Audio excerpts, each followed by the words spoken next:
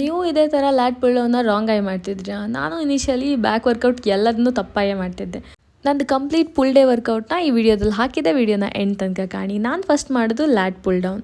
ಈ workout ಮಾಡುವತ್ತಿಗೆ wide grip ತಗೊಂಡು ನಿಮ್ಮ ಎಲ್ಬೋ ಪವರಿಂದ ಹಿಂದೆ ಪುಲ್ ಮಾಡಿ.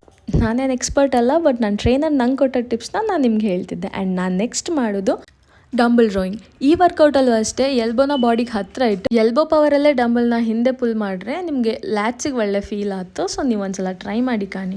ನಾನು ಪುಲ್ ಡೇದ ನೆಕ್ಸ್ಟ್ ವರ್ಕೌಟ್ ಕೇಬಲ್ ರೋಯಿಂಗ್. ಈ ವರ್ಕೌಟಲ್ಲೂ ಅಷ್ಟೇ ನೀವು ಕೇಬಲ್ನ ಹಿಂದೆ ಎಳುವತ್ತಿಗೆ ನಿಮ್ಮ ಬ್ಯಾಕ್ನ ಕಂಪ್ಲೀಟ್ ಸ್ಕ್ವೀಸ್ ಹಾಪು ತನಕ ಅದನ್ನ ಪುಲ್ ಮಾಡಿ ಆಮೇಲೆ ರಿಲೀಸ್ ಮಾಡಿ.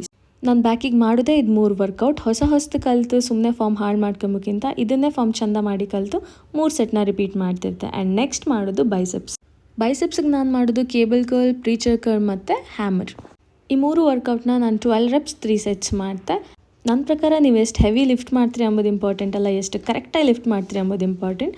ಸೊ ನೀವು ಕರೆಕ್ಟಾಗಿ ಫಾರ್ಮ್ನ ಕಲ್ತ್ಕೊಂಡು ಎಲ್ಲ ವರ್ಕೌಟ್ನೂ ಮಾಡಿ ಆಮೇಲೆ ನೀವು ಹೆವಿ ಲಿಫ್ಟ್ ಮಾಡಿದ್ರೆ ಅದಕ್ಕೊಂದು ಅರ್ಥ ಇರುತ್ತೆ.